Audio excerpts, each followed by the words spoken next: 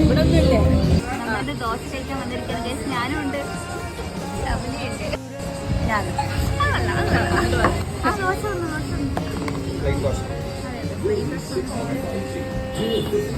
സാമ്പാറാ